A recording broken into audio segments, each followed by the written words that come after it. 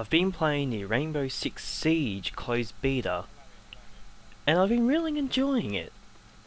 However, there's quite a few things that need to get dealt with first before it can really be a full release game. Now, it is a beta, so there was bugs in the game and there was a few problems, and hopefully Ubisoft will get them ironed out once the game releases in December. I'm pretty sure it comes out. Now, about the footage that you'll be seeing in this video, I had to put some of the graphics off and put them down to medium because the game doesn't really run that well on a GTX 650 Ti boost. Now, that doesn't mean that the game isn't optimized. There's people who have got better graphics cards like 700 series saying that they can run it on max and 60 FPS, so just keep that in mind. If you've got my graphics card, then you might want to put the settings down. So for those of you who have not seen the game at all, Rainbow Six is pretty much a, how can I say it, enter a building, defending a building fantasy simulator. I don't know, it's weird.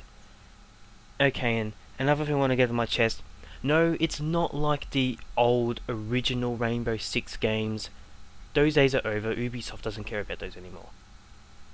But anywho, you start off with selecting an operative, who they all have their own separate gadgets and weapons and kind of build how much armor they got on them. Then you select where you're going to spawn, and then once everyone's ready, you drive. If you're attacking, you drive little drones. Their purpose is to discover placements of objectives and opponents. Now, usually games go out of their way to make sure spectators and players don't know where the opponents are. However, I think this puts pressure on players to change up their plans on the fly. It's quite interesting, because the defenders will be able to know that they have been spotted and that the objective has been spotted, so they can change their plans on the fly. Oh, okay, so this plane isn't going to work because they know we're up here, so we might as well go over here and do it this way. It's quite interesting. Everyone knows what's happening. And then it's just you gotta execute the plan and make sure that everything goes smoothly, which,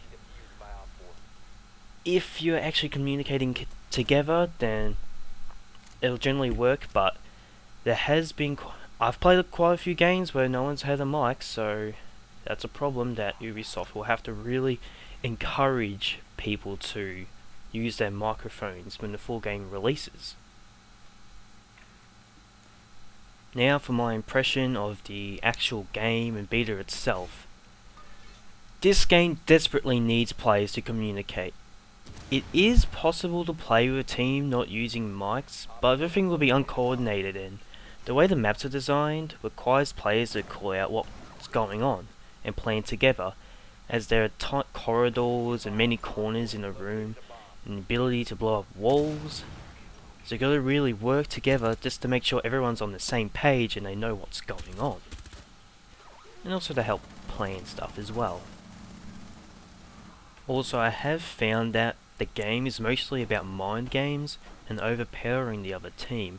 For example, blowing up one side of a room then going around the other side and enter all together will work better than just all setting up on one side of a room and then just all going through, because the other team knows you're gonna be there.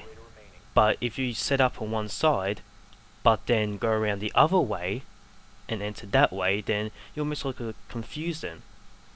And of course, working together, like entering at both ends of a room, generally does help as well. So as you can see, you really got to communicate, because then how are you going to get these really awesome breaches to work if you're not talking to each other? And that's going to be a problem.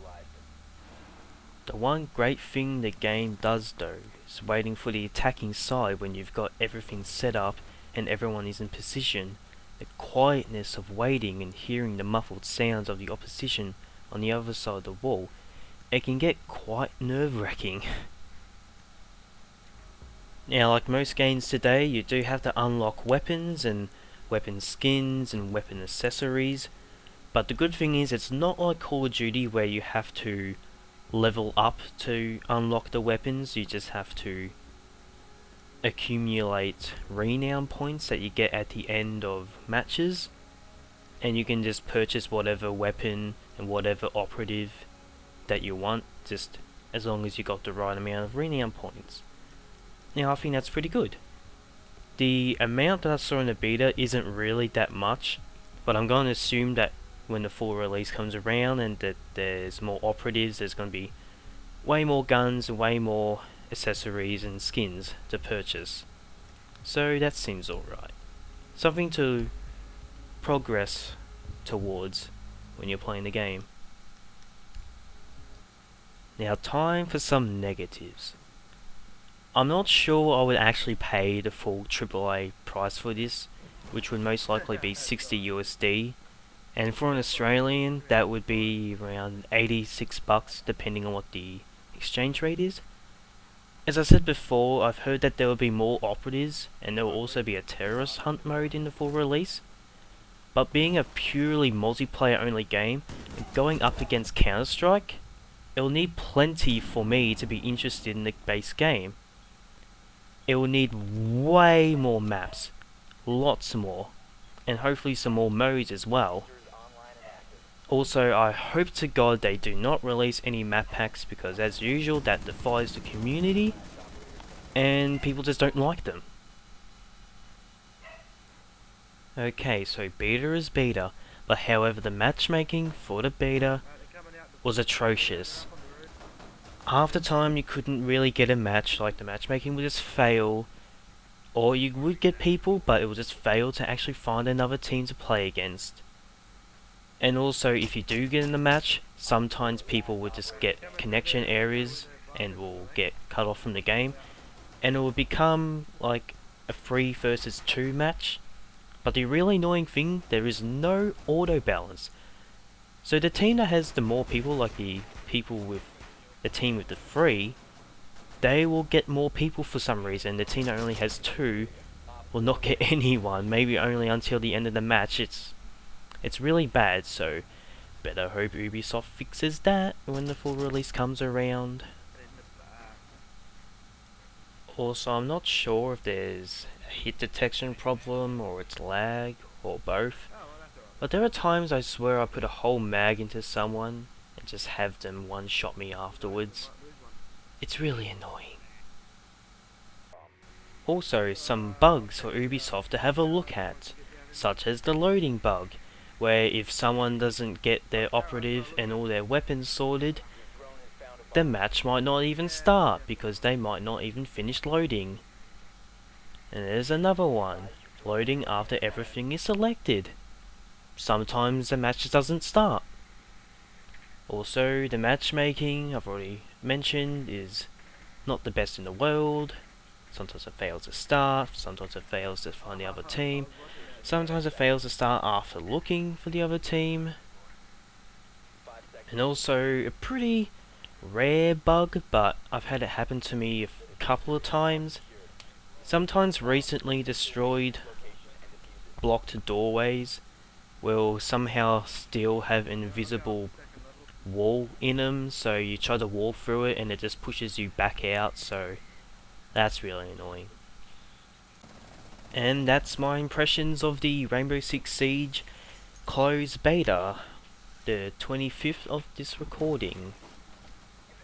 And yes, I really did enjoy the game, and I really do want to play it once it comes out, but there needs to be much more. There needs to be more modes, there has to be way more maps, and all the bugs and all this, the glitches and such, they gotta be fixed. The matchmaking has to be reliable. Will this game be as successful and as popular as Counter-Strike or Team Fortress 2 or anything like that? No. But it doesn't have to be. It doesn't have to be an esport either. It can just be a really fun Rainbow Six game that everyone can enjoy. We haven't had a really good Rainbow Six game in ages, especially one that's multiplayer focused.